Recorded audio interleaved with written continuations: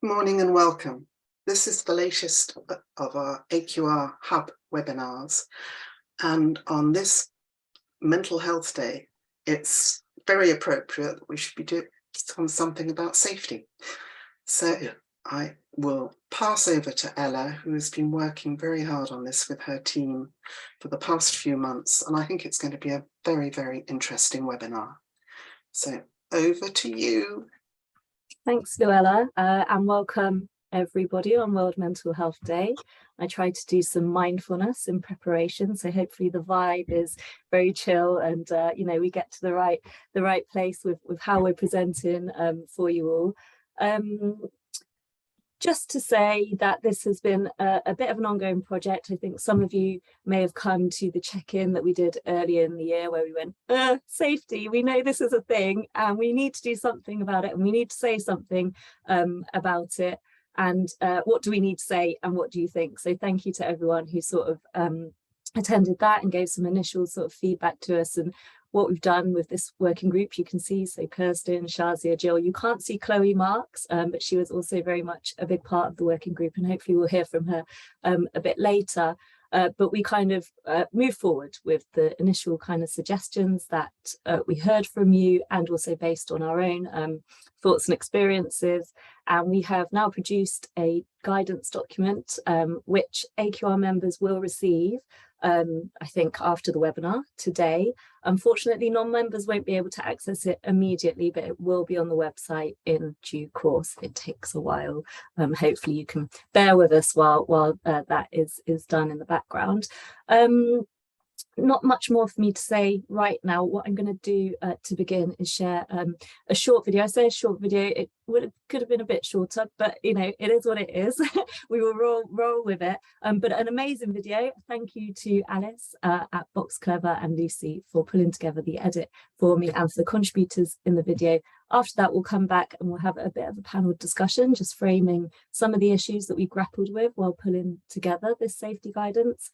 And then Kirsten and Jill will take us through some of the practicalities of what it actually says in the document. So I will share my screen now.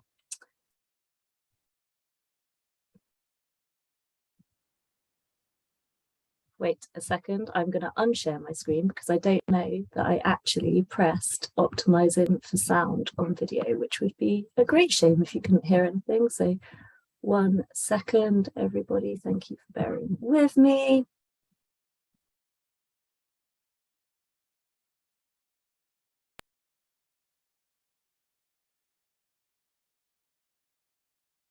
Been doing research for nearly 20 years, coming from a working class background. I often got the tough kind of briefs by research agencies when I used to work for myself.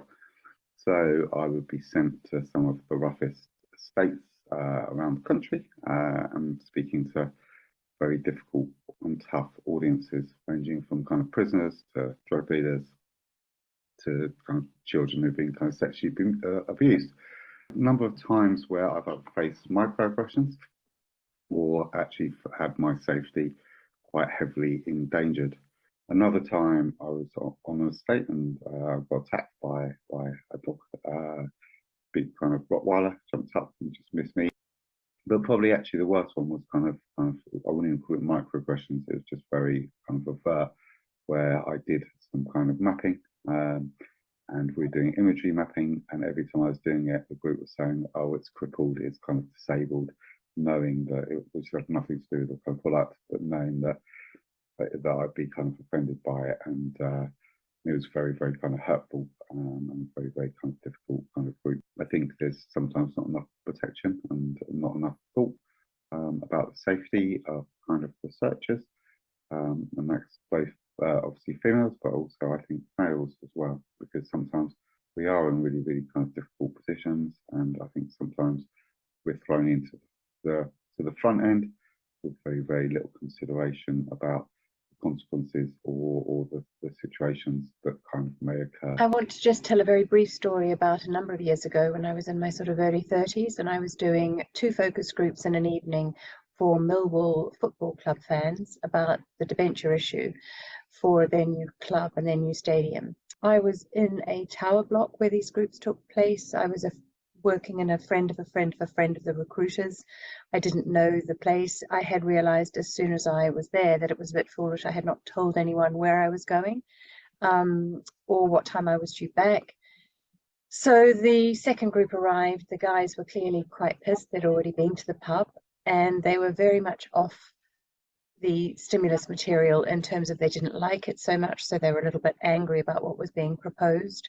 I think the issue for me was that they were drunk. They sent the hostess of the groups out to get them more beers, otherwise they all refused to continue with the focus group, so she went out. I was then alone in a room with 7 guys who were talking about the previous game they'd attended, where they'd had a fight and a punch up with the Brighton fans and how well that had gone for them. Then they started singing "No One Loves Us, We Don't Care." Then they had a belching competition, and it was just really difficult to manage them, because while I was obviously a little bit older than them, I did feel quite vulnerable until the owner of the flat returned. But in that interim, I just sort of thought they were really being rather silly. On reflection, I realized it could have got a little bit worse, but it did occur to me that there is that lack of care perhaps that I took of myself to make sure that I was protected, and also I should not have allowed the hostess to go out and get more beers. And the whole concept of safety in research, it can be quite easily ignored, especially when we're not talking about necessarily touchy topics, but it really needs to be top of mind, because you don't know what people are going through, what sort of triggers could occur from taking part in research, and also for the participant and for you as the researcher. There certain things might come up within the research, or certain topics that can be extremely triggering, emotionally and also physically as well. Physical safety is obviously important, but I think a lot of the time people don't necessarily take the emotional and the mental element as seriously. Having some sort of plan in place for how you as a researcher are going to deal with that if it comes up. It's just really important, just having these things in place before getting into a situation where you're with a participant and something's happening and you don't know how to deal with it. It was a dark evening, winter time. So what happened in my situation was that I turned up by car to this man's house. It was a shared house. He let me in and closed his door behind him and locked the door, which was slightly alarming in the first place. He then put music on very loud, poured himself a beer and offered me a vodka. He sat very close to me on the sofa and would not concentrate on the questions I was having. My discussion guide as a barrier between me and him, but obviously I was just trying to end this as quickly as possible. He was trying to ask whether we could go out for some food after. Cut it real short and made my best efforts to say someone was waiting for me at home and I needed to go. He was okay with just letting me go, but he insisted on walking me to my car and gave me a hug goodbye. I was never so relieved to lock my car door and drive off, and looking back, it was actually a very, very dangerous situation. I had a very lucky escape, especially, being a young woman in the middle of nowhere, really, it felt like, with no one to rescue me if I did need someone. Okay. So I should have given a warning actually before that video. There is some upsetting content in there, and we will be sharing some pointers of resources at the end of this webinar and during the course of it anyway.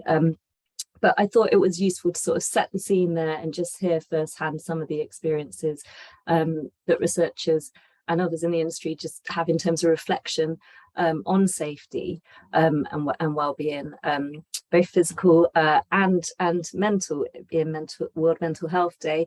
And I'm sure that probably lots of people on the webinar can either relate or certainly have stories of their own.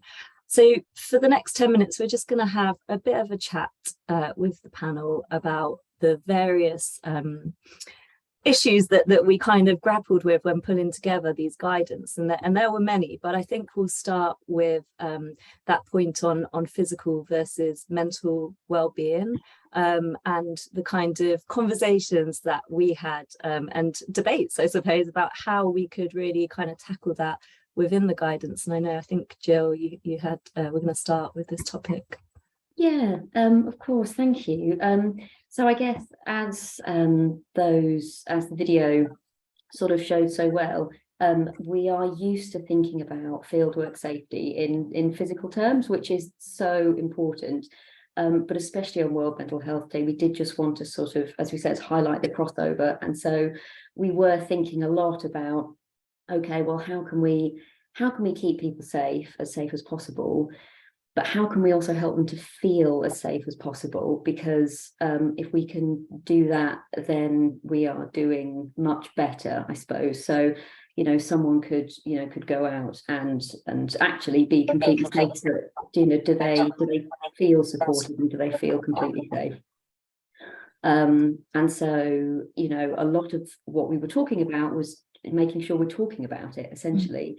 Trying to build into the guidelines that you know, this is something, you know, normal to talk about, and actually if we can build into our processes talking about it, and just being part of what we do, then it can help create a feeling of safety, a sort of as a baseline. Yeah, sorry, I was going to say, I think that's a really interesting point, Jill. You were saying about just normalizing it in a way, that the fact that it's okay to talk about it, because I think that's one of the things. And again, hearing some of the examples in the video, a lot of the reflection, it's like once that situation's happened, in hindsight, you're thinking, actually, that could have gone a different way, or it could have been approached differently. And I think, and I remember certainly sort of when I started out in research, you're very much sort of thinking, go out there, you need to get that interview done, you need to get through that discussion guide, get the whole thing done. But actually, it's okay to wrap it up quickly, or, you know, if you're not comfortable, finish halfway through and make an excuse and leave. So I think that's really important at whatever level you're at, or, you know, whichever part of the project you're involved with, to think, actually, do you know what, this doesn't sit right with me, this just doesn't feel right, and I want to be able to sort of ask the question or start talking about it. Sorry, I just wanted to sort of like, just don't be sorry. No, I'm happy for you to come in, Sean. Really great builds. And yeah, actually that's also something that we did talk about a lot as well, in terms of accessibility of the guidance. So we want everyone, including junior researchers, to be able to use this as a resource to even float conversations, maybe if they're not happening automatically, and be able to sort of lean on the guidance document to go, oh, you know, can we talk about some of this stuff? So yeah, really, really important. Anything else anyone wants to add on sort of the physical versus mental well-being? I don't know. Sorry, Charles. Yeah, I think obviously one of the starting points for us was also sort of reconvening after COVID, and I think with the lockdowns and everything, you know, obviously our relationship to space and meeting people in their own homes, and I think all of that has become a little bit more conscious and hesitant and touchy, and also being conscious that there's a whole cohort of people now having started in the industry who haven't had that experience at all, plus then with the pandemic where we've actually tried to stay away from people. So I think it's really important to just consider that there's also, you know, a lot of research has, it was sort of second nature going into people's houses all the time, but that's really stopped with the pandemic for a long time, and just reconsidering how that does feel, and it makes those challenges, I think, a lot clearer to us and much easier to put into guidance. Yeah, and actually that leads us nicely onto another sort of big consideration that we discussed quite a lot while pulling the guidance together, which was sort of online versus offline, and what does safety mean across those two spaces, and how is that framed, and how do we make sure that that's kind of built in. I don't know if anyone wants to sort of add any thoughts onto how we reflected on that in our discussions when putting the guidance together. I think just building on what Kirsten's just said there about the fact that we're actually doing more online now, and the in-homes aren't happening as much, and we're able to sort of look back and think about that. I think also with regards to being online, it's that again, thinking about the types of topics that might be covered off and the conversations that we're having. As qualitative researchers, we're immersing ourselves into the worlds of our participants, and some of those topics are really, really sensitive. And again, touching on, I think, a couple of points that Thea raised in the video, which is really important. We're all, as humans, coming with our own experiences, and some of those conversations may actually impact us all very, very differently.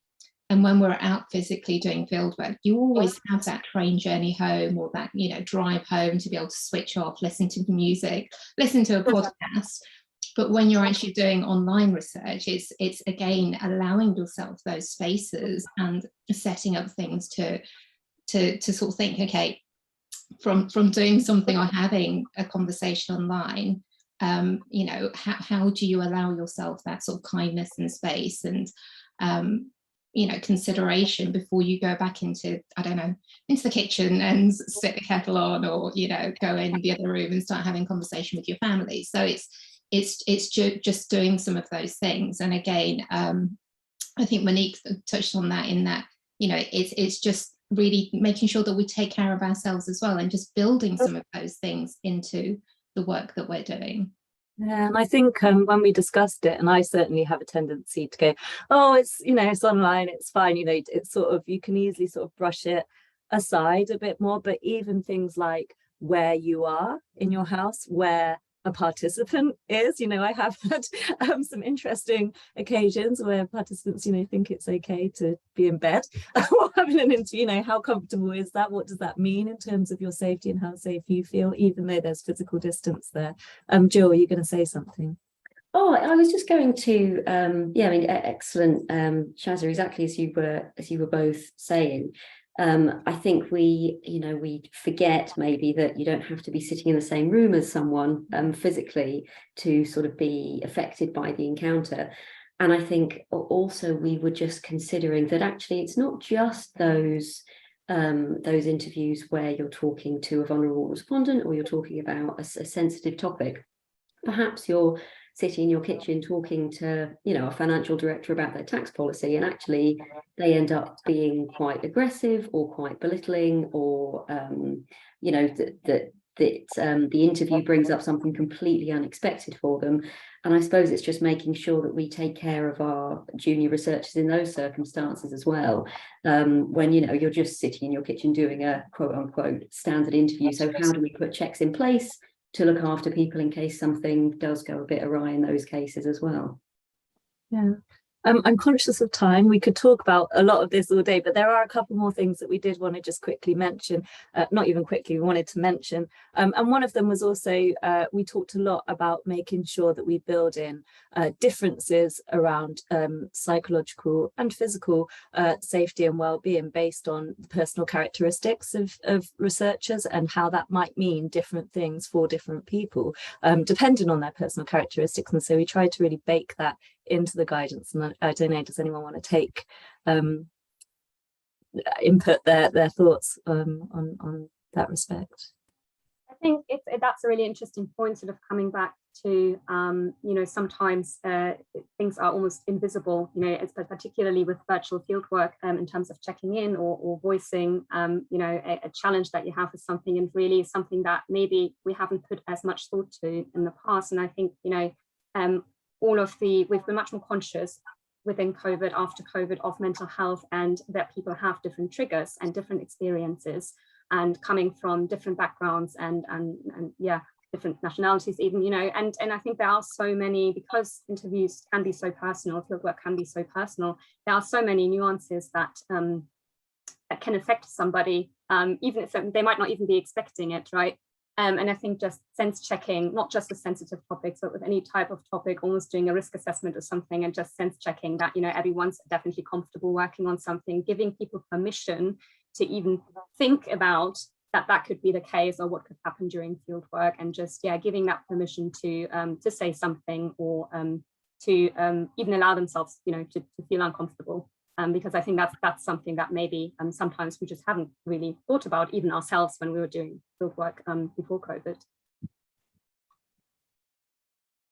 Yeah, Yeah, I think that's a really good point. I have to say there's again years ago instances where I've probably gone out to do field work, just focusing on the project at hand and getting to the participant's home or to the venue itself, and then suddenly and again this is something very personal for me. I'll turn up in an area where I'm, just to put it bluntly, I stick out like a sore thumb. I'm the only person who's of colour, brown. It's a room full of, maybe thinking about sort of as again, one of the examples in the video, like as a female moderator moderating a male group, and so again, just thinking about those sort of characteristics of who's going in to work on the project and being more mindful. And I think it's great we had Theo on that video as well, because I think recruiters play a huge part in sort of ensuring some of that sort of safety aspect and checking in to see whether some of those places that we as researchers are going to are okay and they're safe and so on. Yeah, and actually good point, because not ignoring recruiters in our membership base as well, and how important their own safety is as well, and that's something we've tried to also bake into the guidance, and it's very much we've created something and we definitely want input. So I can see as well we've had a couple of questions at the end of the session. We're going to have make some time for questions, so we will come back to those questions. But yes, feedback is what I was getting at, and we're definitely open to feedback, so do contact us on the info@aqr.org.uk email address if, as you're using the guidance, you think of new things or new elements that need to be added or changed. Very quickly, the last issue that we kind of considered was sort of international versus domestic field work, and we tried to sort of take into consideration the different elements of those two things. Does anyone have anything quickly to add before we go on to the presentation? Yeah, very briefly, I think there were two things that stuck out for me. Again, that we have sort of a lot of people now in the industry who I think would have never done any even travel for field work within the UK, but certainly not internationally, and that there's a lot of practical things to think about. And I think we might all feel slightly uncomfortable now actually going on a plane, or you might forget your passport, all of these things. And I think the feeling of safety also has to do with knowing those steps to take and being sort of sure about the environment that you're going into. So I think there's like a practical element to that. But what I found really interesting was when we first discussed safety and international came up, that was almost our in to thinking about safety in the UK, because taking safety precautions, planning ahead, all of that was really common with multi-market fieldwork in the past. And we weren't thinking about it as much, I think, with the UK. And I think from that, just maybe pulling that discussion together that we've just had about all of these different dimensions, I think seeing any type of fieldwork that we go to as being a foreigner in someone else's life or someone else's neighborhood and not quite knowing the rules of engagement is really useful in terms of thinking about precautions that we can take and feeling comfortable and safe. And I think we probably borrowed a lot from those types of preparations that we would have had for international field work for our guidance for anywhere really, including the UK. For sure. Right, we could probably talk for hours on this subject, but we don't have that much time, so I'm going to pass to Jill and Kirsten now to take us through the guidance in more detail. Thank you so much. I'm just going to attempt to successfully share my screen. Is that looking all right? Fantastic. So yes, Kirsten and I are just going to give a sort of a whiz, really, a summary through the guidance document, which will also then be available on the AQR website. We are just going to start, I guess, so I won't spend too long on this because we have talked about it, but I guess what I hope you'll see as we summarise the guidance is that we want to be thinking in terms of mental well-being as well as physical well-being. And so much of this is about having the conversation. So yes, there are processes and there are checks in the guidance, but we think we can get a huge part of the way there by talking about this with our teams, asking them for their input. Essentially, it is about creating this psychological safety, which in a nutshell is the belief that their environment is safe for interpersonal risk taking. So essentially, they're happy to speak up. How can we create this environment at work? Therapeutic expertise isn't needed. I think sometimes people, are worried about that, and a huge amount of time isn't needed either. It is really just a willingness, I guess, to make this part of what we're talking about, and to make speaking up and talking about our concerns and talking about this, it's just sort of part of what we do. So I guess that's what we're hoping to get to. Onto the guidelines. So we've split them into sort of pre-fieldwork considerations, during fieldwork, and post, and we have an international section in there as well. I'd say, that these aren't things that you probably have never, it's not that you wouldn't have thought about these in the past. I'm sure that to a certain extent they're common sense, but I hope that pulling them all together just makes it easier, I suppose, in our very busy research lives to just have sort of a checklist to go to as an aid to our thinking. So before fieldwork, some considerations up front. During the design phase, it sounds obvious, but we want to be assessing those risks up front and, as far as possible, costing for the safest option. So that's doing things like we've said, thinking about who our respondents are, who our participants are, where and when the interviews will be. So maybe it might be good, for instance, to cost for more senior researchers to do more interviews than a standard, or maybe to double up and researchers can go together. Perhaps a male researcher would accompany a female one. All of these examples are in the guidance, but it's just about thinking up front about all the different ways that safety might be an issue, and costing for what's for the safest option, as I said. But I do, of course, realise that we need to win work, and actually sometimes you don't have the resource for everything that you might ideally want. And so I think the next step is where we can't do everything that we want, isn't to just dismiss that out of hand and think, well, we can't possibly put that into the project. It's asking, okay, well, what can we do? Instead of thinking, well, we just can't do it, what if we actually wrote down all the things we'd like to be able to do and acknowledge, well, we can't do those, so what can we do? Let's involve the team, let's talk about it. How can we, despite that, help everyone to be and to feel as safe as possible? Then there is the setting up a sort of a check-in, check-out, escalate process. So this is predominantly for face-to-face fieldwork and involves a researcher checking in when they arrive at an interview and checking out when they safely leave. And of course, escalating as necessary if we don't get those check-in, check-outs. So of course, many sizable companies will have a similar process to this, a procedure along these lines. But I guess, can we just make sure that it's really baked in to everything we do? Can we make sure that it is part of all project conversations? Maybe our senior team know about this. Do our junior team know about it? Could they recite to you this procedure that they're meant to be following? I guess it's part of making sure that it's just part of what we do.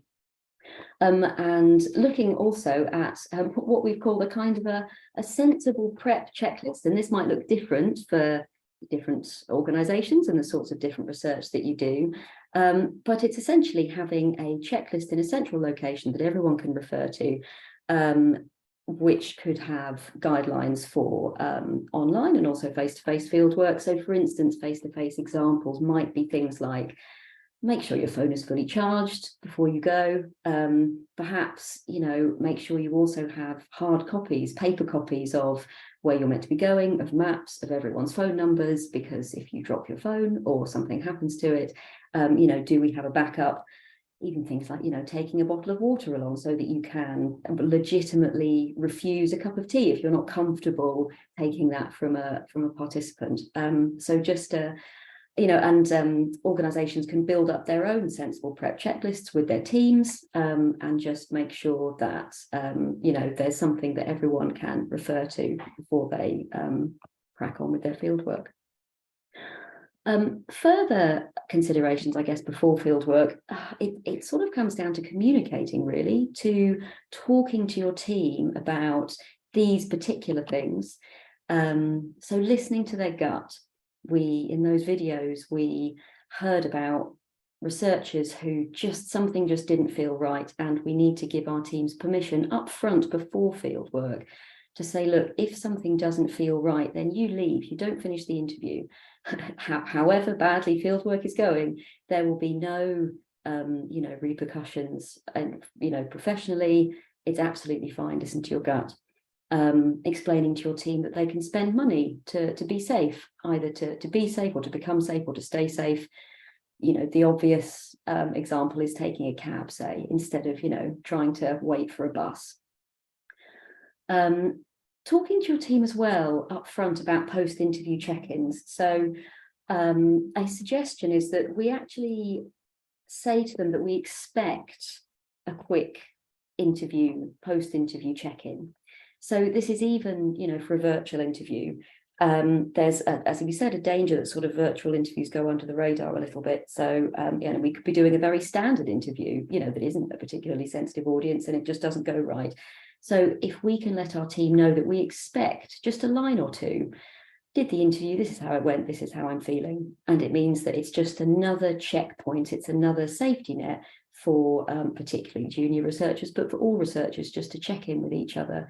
Everyone can send a text, it really doesn't take very long, but just to build this into our processes, we think would be really helpful. And finally, this idea, of course, that there are no silly questions, which is, of course, absolutely true. But we just want to be communicating that completely explicitly, I suppose. So we would hope that our teams think this, but do we tell them? Do we actually tell them regularly that we do want to hear about, any concerns that they have? Maybe we might even want to set up silly question meetings and encourage, everyone has to bring 3 questions, however silly it is.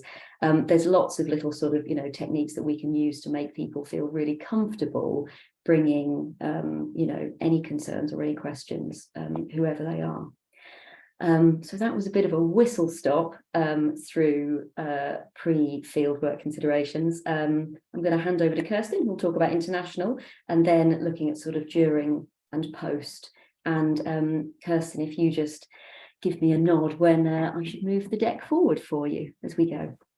Yes, thanks, Jill. Right, so I guess the first thing to reiterate with the guidance for international, these are additional sort of thoughts to consider. Of course, all of the guidance that Jill has just been through still counts in terms of listening to your gut, not compromising on your safety, checking in regularly. And it's probably even more important when our researchers are in different countries across the world in an environment that they might not be familiar with. So really, really important aspects to really feel safe. But the difference is that because we're often more unfamiliar with where we're going, particularly if it's outside of Europe, but also within Europe, we just require a little bit more assistance from other people, and also financially, potentially, when we're sending researchers into different countries. Great example is, for example, getting a cab versus public transport, very easy to do in the UK or within London. If you can't get one, you can check Google Maps, you just take a bus or something. Very different story in Johannesburg. So definitely something to consider. So I guess the essence of the guidance for international is that they give researchers and companies another checklist of things that are really based on our collective experience across markets that we can apply to any type of new environment that we go into. So step one, again, is really for researchers and companies to make sure that the logistical and financial conditions are in place to equip a researcher to operate themselves in the safest way possible, and to give them some tools to navigate a new environment that they might not be as familiar with. So that could include a company mobile, or an add-on on their mobile contract that covers international fees. So that's really important, just to keep them flexible, to always be able to reach somebody, including data, for example, internet access, all those types of things. International travel insurance, really important, of course, to cover for accidents or anything that might happen on the journey. And importantly, also giving people access to funds, so that particularly if there's a time difference, they cannot reach somebody in their home country, that they're flexible in terms of keeping themselves safe and being able to navigate by themselves. And then step two is really about making sure that locally, when researchers are in situ, the conditions are in place to support them in the place that they're in. So that means mostly utilizing local partners or utilizing hotels or the places that people are staying at to organize things, and to also act as a sort of guide to the local area, just to make sure that somebody is sort of supervising or there as a contact to help them navigate. So a local fixer, a chaperone, a driver, particularly for non-European travel, or late night sort of airport arrivals or early morning pickup is really important, and sort of booking well-known hotels around research locations. And then lastly, it's of course always really good to prepare ourselves when we go into a different culture. So I think it's always really useful to suggest things like travel literature about the place that researchers are going to. And there's also some really good travel blogs out there, which are often written by women who are solo travelers, which can be really useful in terms of the detail of what it is like to experience a particular location and any no-goes culturally or in the place, in terms of understanding how to act and just to be a bit more aware. So again, with this, no question is a stupid question. There's lots of researchers out there who have a lot of experience with international research. So also, again, giving people permission to ask those questions up front. Moving on then to during field work. So here the main point is really that we'll be utilizing the preparation and the processes that have been put in place beforehand. And one of the most important ones is, Jill has mentioned this, and the check-in, check-out, escalate procedure. Most likely, in most circumstances, everything will be absolutely fine. But if every company has their own agreed procedure in place and everyone knows about the procedure and the expectations are clear, it just makes sure that there is a process for the case that in one circumstance something does happen or someone doesn't check in, and it just makes it really easy and very clear what everyone has to do and what happens if that's not the case. And that includes sort of checking in, then checking out, and if that person doesn't check in within a specific time frame to their dedicated person or manager, then there's some form of escalation procedure. And that, of course, can take different forms for each company. It could be a text message, it could be an app, but really just making sure that everyone's on the same page about that. Overall, of course, making sure people are being sensible, for example, in terms of carrying money with them to interviews, maybe trying to organize bank payments versus cash incentives, or at least just carrying one incentive on them rather than thousands of pounds, contributes to safety. And also things like obviously balancing with inside considerations, but maybe meeting in a public space, or again, taking somebody else along if we feel that is necessary. And that was part of our pre-fieldwork checklist. And then just to note that, of course, that guidance also applies to the virtual environment. So not just feeling physically unsafe, but yes, as we discussed up front, sort of maybe feeling emotionally unsafe, and that people use their gut feeling again to leave a situation that's uncomfortable. And even with virtual fieldwork, sort of integrating regular checkups into the way that we conduct fieldwork.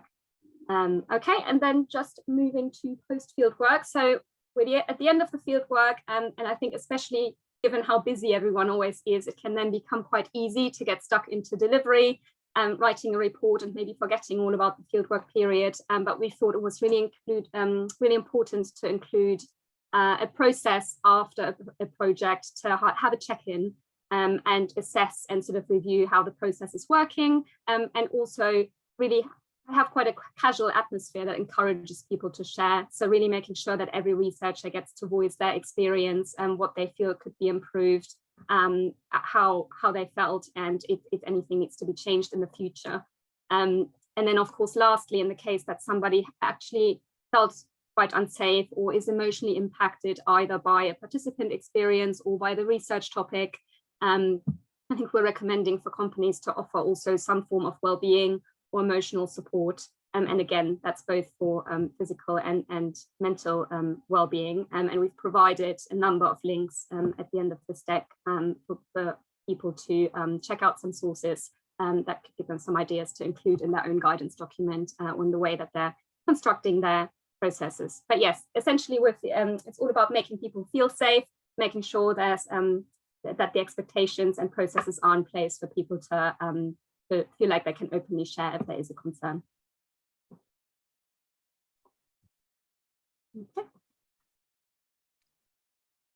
Thank you, Kirsten and Jill. It was a bit of a whistle-stop tour, when you get the guidance, which will be sent, as I said, to members after the webinar, and will be on our website very soon for everyone else, you will see there's links to some of those resources in there as well.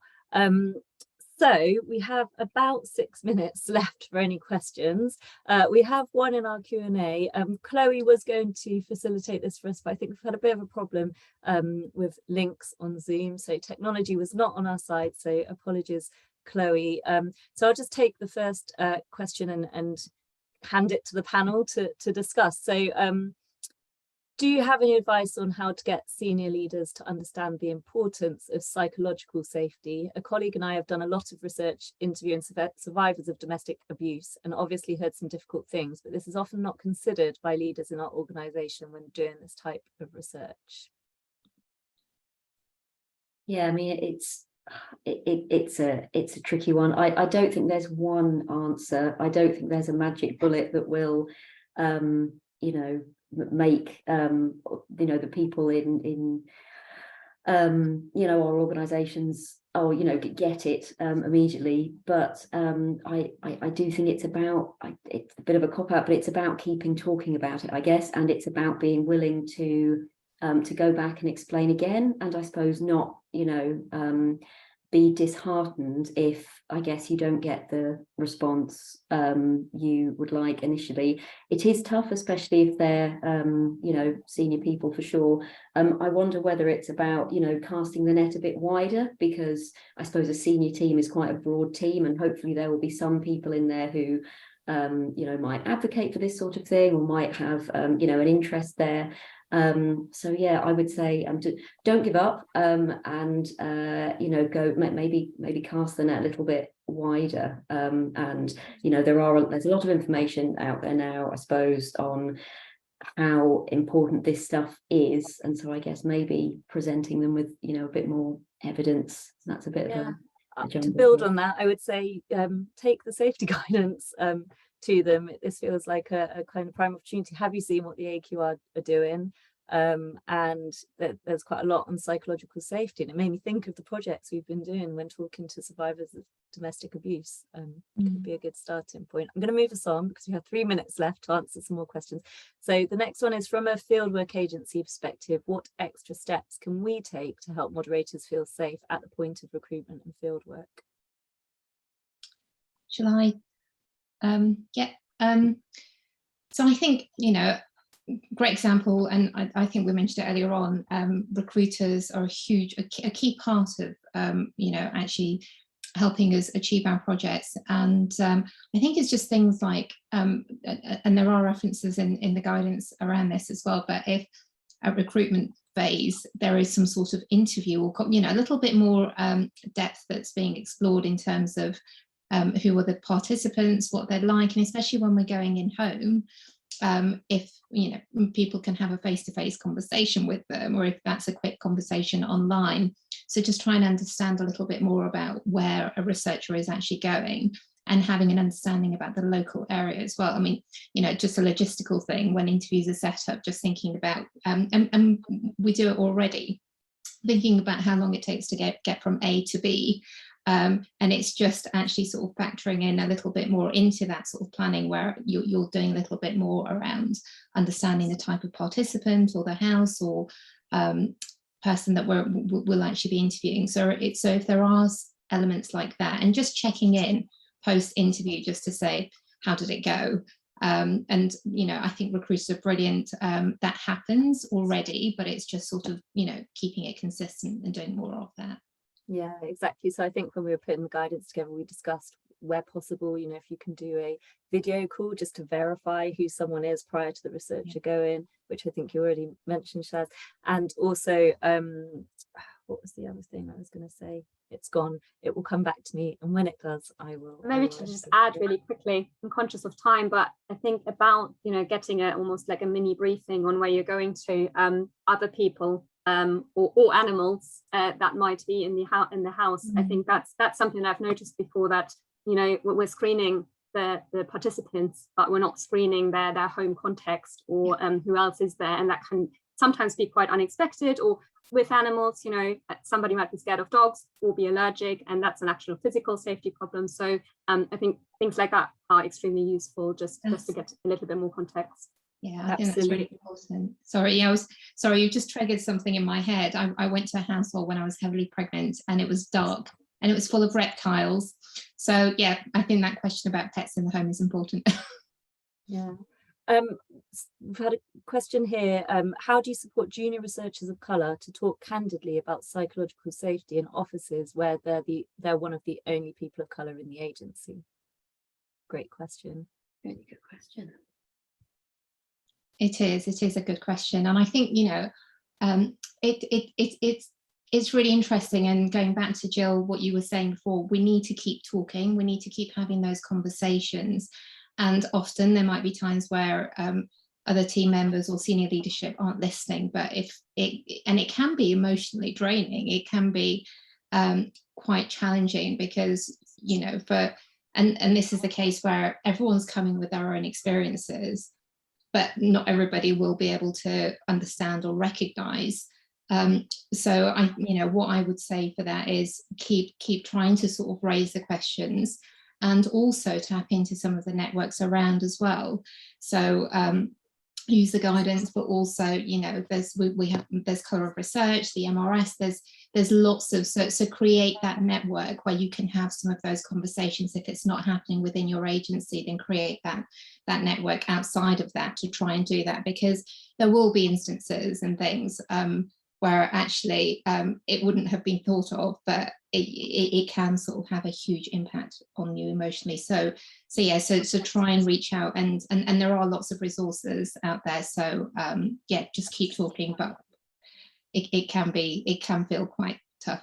Yeah, and the only thing is just to also to try and build in sort of specific meetings or periods of time to talk specifically about that, and to actually say, you know, just to say out loud, actually, look, you know, we're a company of predominantly white people, and we understand that actually there's stuff that we haven't experienced and have never had to worry about. So actually, can we put in, you know, specific, whether it's a meeting or whether it's asking for specific written feedback from, you know, all junior researchers across the board, asking for any input that they have, or any fears, or, you know, I think sometimes we can say, oh, well, you know, how do we, I guess it's just about, in as many places as possible, putting in you know, sort of processes or meetings, or just making the space consistently for these sort of conversations to happen.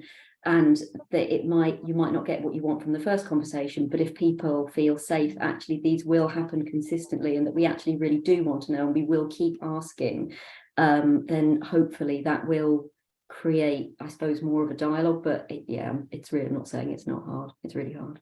Absolutely agree that the onus ideally is on the agencies rather than the individuals, but hopefully the support, as Shazia has already mentioned, exists within the wider industry to sort of draw upon to help facilitate some of those conversations for both sides, actually. So we've gone over by 3 minutes. Luella has said we can go on a bit longer if we want to. I appreciate some of the audience may have to leave.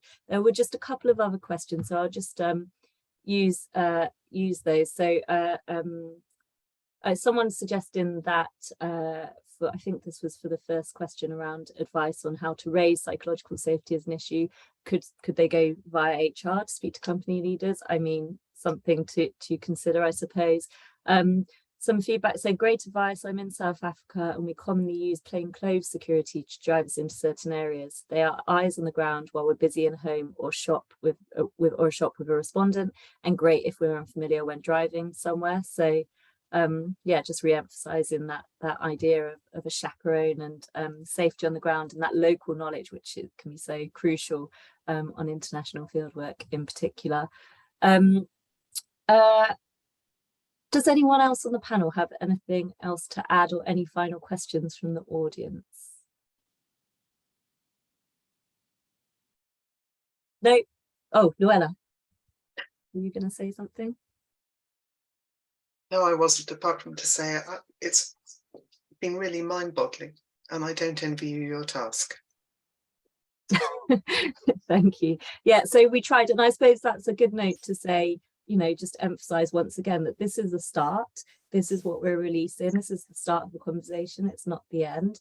If, as you're using the guidance, which obviously we hope that you do, that's why we made it as a resource for the industry as a whole, that, you know, please do feedback and let us know how it is in practice, and if any bits aren't working or a bit crap, you know, tell us, that's fine. And if anything's working really well, also tell us. It's been really nice to have this space on World Mental Health Day. Thank you to all of the panel. Sorry, Chloe, that you didn't get a chance to do the facilitation that we planned. Yeah, thank you, and I hope that everyone finds the guidance easy to use and access and helpful in everyday applications of fieldwork. Pass over to Luella to wrap us up. Thank you, all of you, because an awful lot of work has gone into this, I think. And it's very worthwhile, very pertinent, particularly on this day. Moving forward, I just wanted to sort of say AQR's got various bits and pieces coming up. So if you want to present to clients or a room full of clients, rocket at Aura, basically. Your submissions are needed by 4 p.m. on the 17th of October. So send them in to AQR. We've got a Managing Yourself, Managing Your People session, a workshop on the 20th of October. There are 3 spaces left, but it's gone very, very quickly. It's from 9 o'clock till 4:30 iView London. And then the postponed AQR Masterclass, Creative Development Research with Graham Booth, has been moved to Wednesday, the 9th of November. A lot of people who are already booked on it are sort of moved over to that, but there are spaces left. So if you'd like to come, let us know. So thank you once again. Any questions that we didn't manage to get to, maybe we'll have a go at sort of emailing responses if we have your email address. But again, thank you very much. Sorry, Ella, you. One thing to mention, I believe the webinar's been recorded, so at some point it may appear. It will go up. Right. So if anyone couldn't make it, colleagues or anyone, do pass it on. Okie dokie. Thank you all again, and hope to see you all again soon. Farewell. Thank you.